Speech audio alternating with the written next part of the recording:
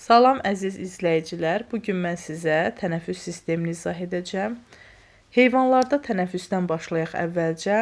Ümumiyyətlə canlılarda qazlar mübadiləsi getməsi üçün onlar tənəffüs etməlidirlər. Tənəffüs nəticəsində oksigeni udub, karbon qazını isə xaric edirlər. Və canlı orqanizmlər öz həyatlarının davamı üçün lazım olan enerjini qidalı maddələrin oksidləşməsi nəticəsində əldə edirlər. Yəni ki, bu prosesə tənəffüs deyilir. Oksidləşmə prosesləri nəticəsində alınan enerji onların həyatı üçün mühüm rol oynayır. Yəni ki, onlar həyatlarının davam etməsi üçün həmən o enerjiyə ehtiyac duyurlar. Tənəffüs həm də orqanizm üçün, orqanizmlə ətraf mühit arasında qazlar mübadiləsi kimi başa düşülür. Yəni, qazlar mübadiləsi nə deməkdir? Bu zaman oksigen alınır, havadan oksigen udulur, karbon qazı isə xaric olunur. Bu proses bütün canlılara aiddir və bu prosesə tənəffüs deyilir. Canlılarda tənəffüs orqanları müxtəlif olur. Məsələn, tutaq biz deyirik ki, canlılarda ilk dəfə tənəffüs orqanı kimi qəlsəməni nümunə göstərə bilərik həlqəvi qurdlarda.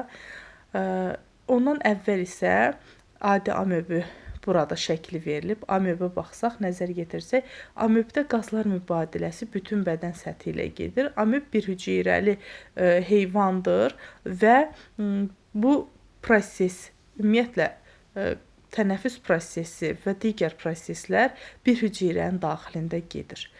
Onlar bütün bədən səthi ilə oksigeni qəbul edib, karbon qazını isə xaric edirlər. Oxlar vasitəsilə göstərilmişdir.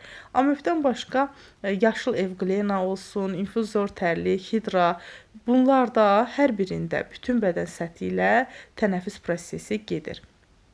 Burada isə hidranın şəkli verilmişdir. Hidrada yenə də bütün bədən səthi ilə gedir. Soxulcanda, ağ planaridə, yəni qurdlarda da dəri vasitəsi, bütün bədən vasitəsilə gedir. Ancaq bəzi canlılarda artıq dəri vasitəsilə tənəffüsə keçmişdir. Yəni ki, dəri nəm olduqda nəm dəri vasitəsilə onlar tənəffüs edirlər. Tutaq soxulcan. Soxulcan özü nəm dəri vasitəsilə tənəffüs edir. Qəlsəmə tənəffüsü ilk dəfə heyvanlarda deməli xarici və daxili qəlsəmə olaraq bölünmüşdür, qruplaşmışdır. Xarici qəlsəmələrdə saçaqlı tük şəklində olur və bədəndən kənara çıxır. Quyruqlu amfibilərdən olan proteinlərdə, qurbağa sürfələrində bunlara, xarici qəlsəmələrə rast gəlinir inkişaflarının ilk dövrlərində.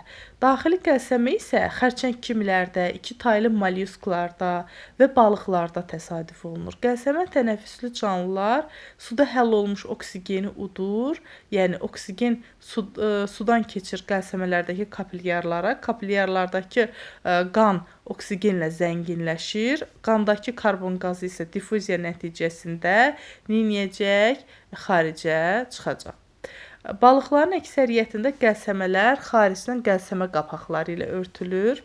Yəni, biz xaricdən gördüyümüz balığın başın yan tərəflərindəki qapaqlar qəlsəmə qapaqları adlanır. Daxildəki isə qəlsəmə yarıqlarıdır. Daha sonra şəkili nəzərdən keçirsəz, diqqətlə baxıb görərsiniz ki, həqiqətən də qəlsəmə özü müxtəlif hissələrdən, qəlsəmə dişçiklərindən içəri tərəfdə xaricə doğru yönəlmiş hissə qəlsəmə qövsü, qəlsəmə yarpaqcıqları adlanır. Onların da daxilində yerləşir damarlar. Traxeya tənəffüsü də vardır. Bu traxeya tənəffüsü həşəratlara məxsusdur və bunlarda necə olacaq tənəffüs sistemi? Borucuqlar olur, traxeyalar. Traxeyalar şaxələnir kapilyarlara. Onlar traxeyaları bütün orqanları əhatə edir, bütün bədəni əhatə edir. Traxeyalar bədən boyunca, bədənin yan tərəfi ilə stigma vasitəsilə, nəfəsgah vasitəsilə çölə açılır. Hörümçəklərdə də traxeya tənəffüsü var, amma traxeyadan əlavə ağciyər tənəffüsü də vardır hörümçəklərdə. Yəni ilk dəfə ağciyər tənəffüsü hörümçəklərdə, hörümçək kimilərdə yaranmışdır. Hava qovuqcuqları, traxeyalar gördüyünüz kimi vardır və stigmalar vasitəsilə xaricinə əlaqələnir. Çəyirtkənin üzərində göstərilmişdir. Daha sonra ağciyər tənəffüsü inkişafda ümumiyyətlə ağciyər tənəffüsü daha sonra yaranmışdır. Bəzi mollyusklarda, yetkin qurbağalarda, sürünən, quş, məməli, onlarda isə ağciyər tənəffüsü vardır. Ən son yaranmış sinif quşlar sinifidir və quşlarda artıq 2 qat tənəffüs vardır və onlarda hava kisələri görünür. Ancaq hava kisələrində qazlar mübadiləsi getmir. Qazlar mübadiləsi yalnız ağciyərlərdə gedir. Burada qurbağanın ağciyərləri, kərtənkələnin, quşun və insandakı ağciyər verilmişdir. Qurbağalarda ağciyərlər kisə şəkilli olub, bronxlardan qırtlaq vasitəsilə birbaşa ağız boşluğuna birləşir. Qurbağalarda ağciyərdən başqa dəri tənəffüsü də vardır ki, onlar su altında dəri tənəffüsündən istifadə edirlər. Quruya çıxdıqda isə ağciyər tənəffüsü, yəni ağciyər vasitəsilə tənəffüs edirlər. Qurbağada ağciyər tənəffüsünə baxsaq, onlarda burun dəliyi vardır. Burun dəliyi açıqdır və ağız boşluğu genəlir, qırtlaqdan hava keçir, kisə şəkilli ağciyərlərə. Buradan isə əksinə, burun dəliyi bağlıdır, bağlanır.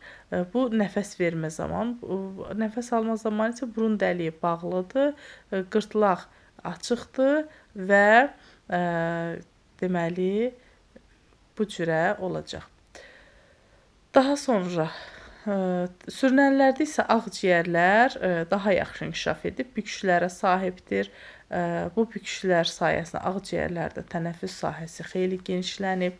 Yəni alveol yoxdur sürünənlərdə. Alveol yalnız deməli aiddir məməlilərə. Daha sonra baxsaq quşlarda da ağciyərlərə daxil olan bronxlar şaxələnir və onlar ön və arxa hava kisələri ilə əlaqəlidirlər. Hava kisələri həm dərinin altında, həm sümüklərin içərisində, yəni borulu sümüklərin daxili orqanların, əzələlərin də arasında var və bunlarda qazlar mübadiləsi getmir. Qazlar mübadiləsi yalnız ağciyərlərdə gedir.